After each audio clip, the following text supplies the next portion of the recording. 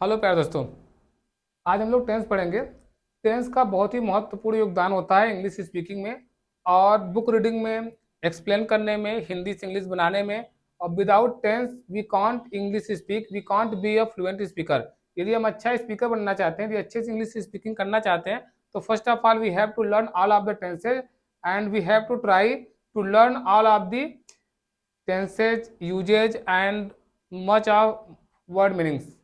ढेर सारे सेंटेंसेस के माध्यम से जैसे भी हो पाएगा हम आपको सिखा पाएंगे। तो देखिए शुरुआत करते हैं टेंस। तो देखिए टेंस को हम क्या बोलते हैं? काल। टेंस को क्या बोलते हैं? हिंदी में काल बोलते हैं।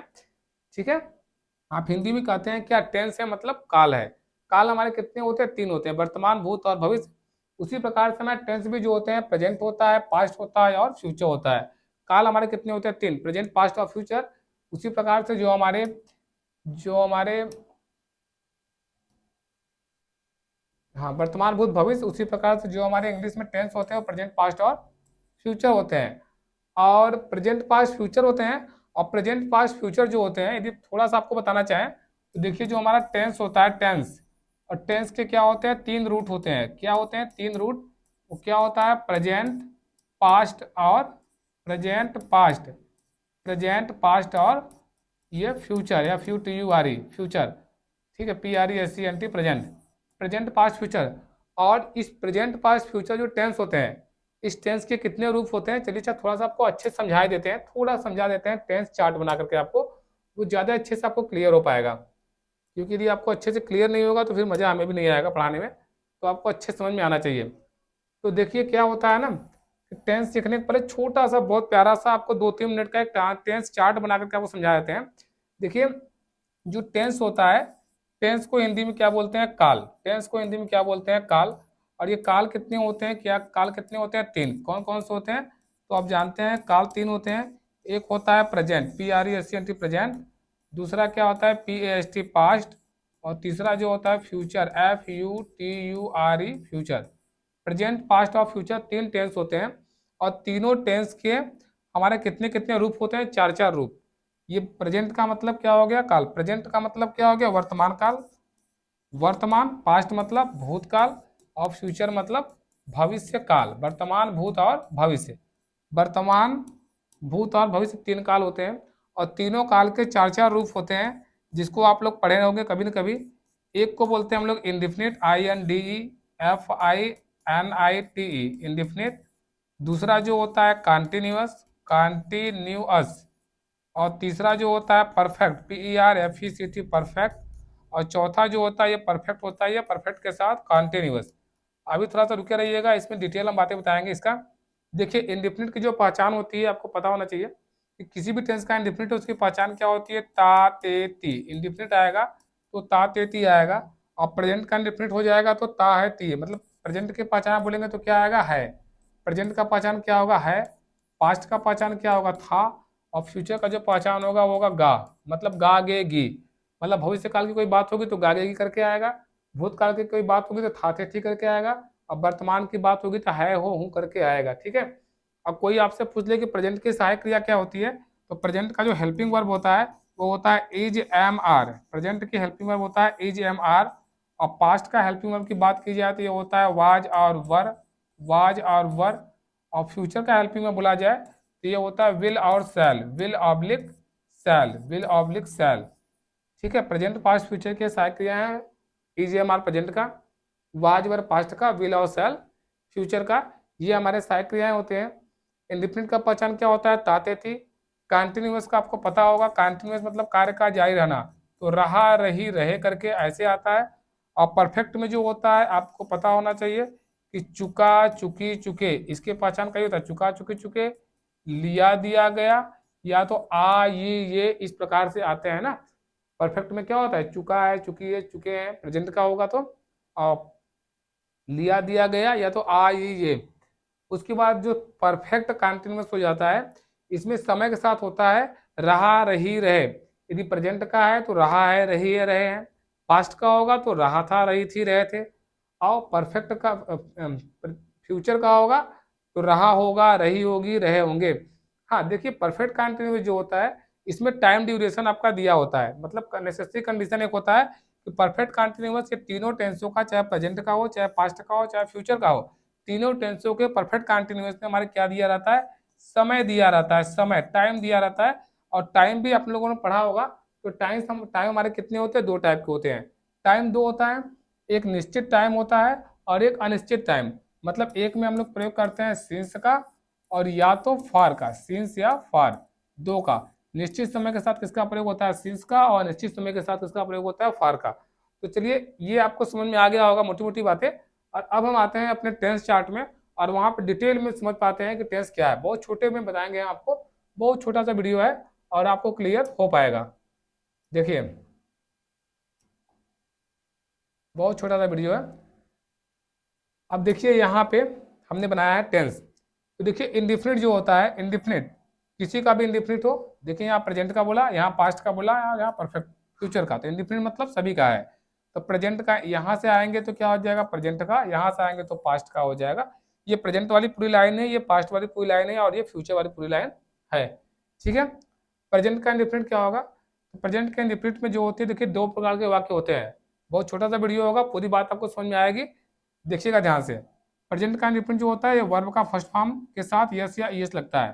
प्रेजेंट के इंडिफिनिट में वर्ब के फर्स्ट फॉर्म के साथ क्या लगाते हैं हम लोग, एस या ईएस का प्रयोग करते हैं, एस या ईएस का प्रयोग करते हैं। ठीक है। अब देखिए जैसे आई ईट यू प्ले, वर्ब के फर्स्ट फॉर्म में एस या ईएस का प्रयोग करते हैं, इसके भी दो रूल था। और एक में क्या होता है, एक में हो जाता है डायरेक्ट हमारा भी प्लस ओ। तो आपको पता होगा प्रेजेंट इंडिफिनिट और पास्ट इंडिफिनिट, दो टेंस थोड़ा सा हार्ड होता है, एक प्रेजेंट का इंडिफिनिट टेंस और दूसरा पास्ट का इंडिफिनिट टेंस। ये दो टेंस आपके लिए थोड़ा सा हार्ड होता है, इसके रूल दो दो हो जाते हैं।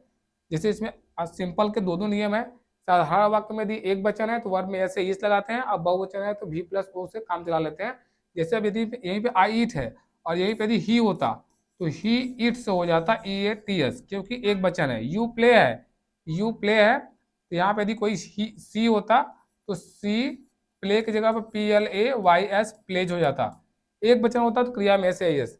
उसी प्रकार देखिए प्रेजेंट कंटिन्यूअस जो होता है, प्रेजेंट का कंटिन्यूअस, तो यहाँ पे क्या लगता है, सहायक क्रिया इज एम आर और वर्ब में आईएनजी। प्रेजेंट के कंटिन्यूअस में सहायक क्रिया क्या होती है, इज एम आर और वर्ब में आईएनजी, चाहे इसमें अफर्मेटिव हो, चाहे निगेटिव हो, चाहे इंट्रोगेटिव है।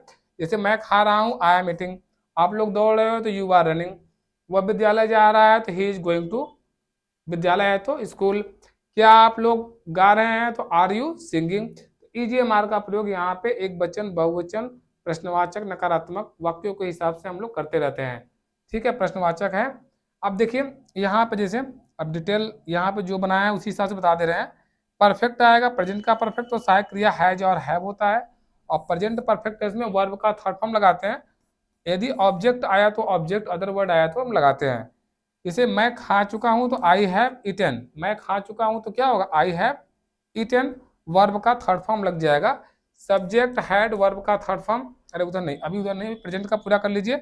और प्रेजेंट में क्या बताए थे कि यदि हमारा प्रेजेंट का परफेक्ट कंटिन्यूअस टेंस हो तो इसमें सिंस और फार आता है और टाइम आता है। तो हमने पीछे आपको बताया कि सिंस कहाँ लगता है, निश्चित समय के लिए, और फार अनिश्चित समय के लिए। तो यहाँ पे हमने एक वाक्य लिया है, I have been cooking food since 9 o'clock, मतलब मैं सुबह 9 बजे से खाना पका रहा हूँ।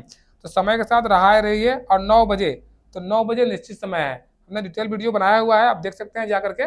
अभी तो यहाँ पे समझ लीजिए छोटे में बहुत अच्छा समझ में आ जाएगा। यहाँ भी यदि आपको आता है टेंस पहले से, भूलते हैं तो छोटा सा क्लास आपके लिए बहुत बेनिफिशियल होगा। ठीक है।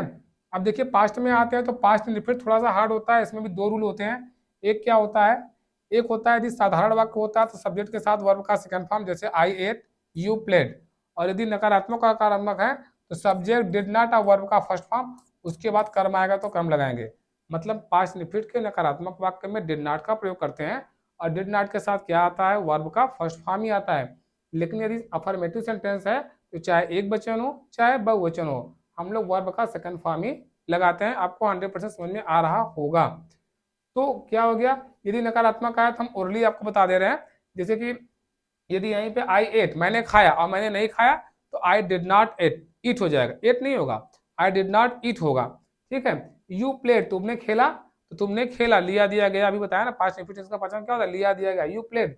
और यहीं पे नकारात्मक बनाता होता तुम नहीं खेले तो you did not played. You did not play, played नहीं होगा। निगेटिव इंट्रोगेटिव में वर्ब का फर्स्ट फॉर्म लगता है। अब एक प्रश्नवाचक होता तो डिड यू प्ले, क्या तुमने खेला, तो डिड यू प्ले।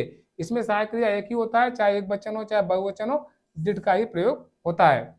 ठीक है। प्रेजेंट पास्ट का कॉन्टिन्यूअस बहुत ही सरल होता है, वाज और वर्क के साथ क्रिया आएंगी, जैसे प्रेजेंट का कॉन्टिन्यूअस वैसे पास्ट का कॉन्टिन्यूअस।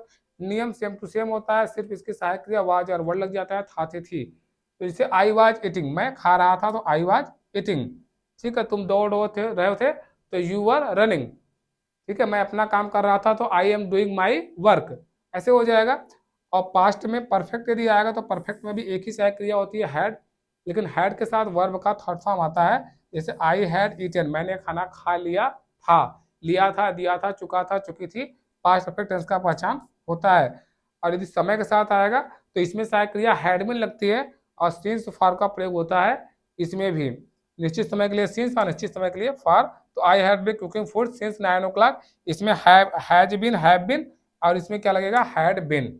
फ्यूचर में आते हैं तो विल और शैल और वर्ब का फर्स्ट फॉर्म लगता है। यहाँ पर भी कोई एक वचन बहुवचन वाली बात नहीं होती है, नहीं एक वचन बहुवचन वाली बात होती है। वो क्या बोलते हैं, फर्स्ट पर्सन सेकंड पर्सन, अरे वो सॉरी, ये वर्ब का क्या बोलते हैं जो रूप होता है हमारा, हाँ वर्ब का फर्स्ट फॉर्म, वर्ब का फर्स्ट फॉर्म सेकंड फॉर्म और थर्ड फॉर्म वाली कोई बात नहीं होती है। यहाँ पे जो वर्ब का मूल रूप होता है वही लगाते हैं फ्यूचर इंडिफरेंट टेंस में।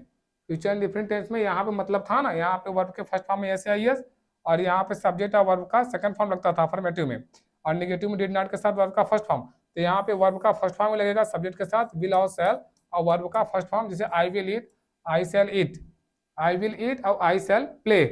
ठीक है। विल और शैल, देखिए इसमें लोगों को डाउट होता है विल और शैल में, तो आई के साथ जिसे लोग बेसिकली जो हम रूल पढ़ते हैं वो कहते हैं आई और वी के साथ क्या लगता है, सेल, आई और वी के साथ सेल और शेष के साथ क्या लग जाता है, विल, ऐसा हम लोग पढ़ते हैं। लेकिन करेक्ट रूल ये नहीं है, आई वी के साथ सेल तो लगता है, लेकिन मॉडर्न इंग्लिश में आई वी के साथ विल का भी प्रयोग अच्छा माना जाता है, इसलिए ज्यादातर हम आई वी के साथ हम विल का प्रयोग ही कर लेते हैं। ठीक है, कोई दिक्कत नहीं है, विल का प्रयोग बेटर होता है, आप कर सकते हैं, कोई काटेगा नहीं। आप बुकों में भी पढ़ेंगे, बुक रीडिंग करेंगे ना, तो वहां पर भी देखेंगे आई के साथ विल का प्रयोग हुआ रहता है। ठीक है, वाक्यों को जोड़ देने के लिए भी आई का विल का प्रयोग हो जाता है। तो ऐसे हो जाएगा I will eat, I shall play. Continuous होगा तो विल बी और शैल बी का प्रयोग होगा, विल बी शैल बी के साथ वर्ब में आईएनजी आएगा, जैसे I will be eating, I will be eating, you will be playing, आप खेल रहे होंगे तो यू विल बी प्लेइंग, हम लोग काम कर रहे होंगे तो वी विल बी वर्किंग, काम करना क्या होता है, वर्किंग। फिर ये जो फ्यूचर का परफेक्ट आएगा तो फ्यूचर का परफेक्ट जो होगा विल हैव और शैल हैव होगा। सॉरी यहाँ पे कुछ गलती हुआ है हमारा, तो यहाँ पे जो सहायक क्रिया होगा विल बी शैल बी, तो ये फ्यूचर कंटिन्यूअस का हो गया। यहाँ पे विल हैव और यहाँ पे शैल हैव आएगा, विल हैव और शैल हैव। परफेक्ट में आपको नोट करके रखना पड़ेगा, हैज हैव हैड आता है, तो फ्यूचर का परफेक्ट होगा तो विल हैव और शैल हैव आएगा। तो यही हो गया आई विल, यहाँ पे बना भी गलत है, तो आई विल बी ईटिंग नहीं, आई विल हैव, परफेक्ट है तो आई विल हैव ईटेन, ये पूरा वाक्य गलत हो गया। ये वाक्य कैसे हो गया, I will have eaten, perfect tense है, तो किसी भी टेंस का परफेक्ट हो, चाहे प्रेजेंट का परफेक्ट हो, चाहे पास्ट का परफेक्ट हो, चाहे फ्यूचर का परफेक्ट हो, सभी के परफेक्ट टेंस में हम वर्ब का थर्ड फॉर्म लगाते हैं। और फ्यूचर के परफेक्ट में सहायक क्रिया क्या होगा, विल हैव और शैल हैव होगा, ज्यादा यूज होता है विल हैव का ही। ठीक है। और इसका भी परफेक्ट कंटिन्यूस जो होगा क्या हो जाएगा, विल हैव बीन, ये विल हैव था ही, थोड़ा सा आगे क्या हो जाएगा, विल हैव बीन और शैल हैव बीन। जैसे यहाँ पे क्या था, हैड था तो हैड बीन, यहाँ पर भी हैज हैव था तो हैज बीन और हैव बीन हो गया था। ठीक है। और यहाँ पर भी हो जाएगा वर्ब में आईएनजी, ऑब्जेक्ट, सिंस, फॉर और लास्ट में टाइम लगेगा। जैसे I will have been cooking food since 9 o'clock, मतलब मैं सुबह 9 बजे से खाना बना रहा हूँगा, गागेगी आ जाएगा फ्यूचर परफेक्ट टेंस। तो सभी टेंस आपको एक ओवरव्यू था, मोटी मोटा आपको समझ में आया होगा। अब एक छोटी सी बात है कि जो भी टेंस होते हैं, टेंस और जो मॉडल ऑक्सिलरी होते हैं थोड़ा सा अंतर होता है। जो टेंस होता है तो टेंस का मतलब हो गया कि वर्ब होता है, टेंस का मतलब क्या हो गया कि वर्ब होता है, वर्ब जरूरी होता है। और वर्ब क्या है पता होना चाहिए आपको, वर्ब मतलब क्रिया, क्रिया क्या होता है, जन्म लेने से मरने तक जो हम वर्क करते हैं वो सब क्रिया होता है। यहाँ तक कि जन्म लेना, पहला काम हम लोग क्या करते हैं, पृथ्वी पे आ गए तो जन्म ले लिए, तो जन्म लेना भी एक क्रिया है, मरना भी एक क्रिया है। तो पहला काम हो गया जन्म लेना, अब अंतिम काम क्या हो गया, मरना। तो इसके बीच में जितना हम काम करते हैं, चाहे वो अच्छा काम हो चाहे बुरा काम हो, जैसे अच्छा काम हो गया किसी की सेवा करना, सहायता करना, अच्छा काम हो गया। बुरे भी काम बहुत से हैं जो बोले जा सके या ना बोले जा सके, तो वो सब भी हमारे क्या होते हैं, वर्ब होते हैं। तो 100% आज आपको टेंस ये समझ में आया होगा। अगर ये समझ में आया होगा तो लाइक करिएगा, शेयर करिएगा, सब्सक्राइब करिएगा।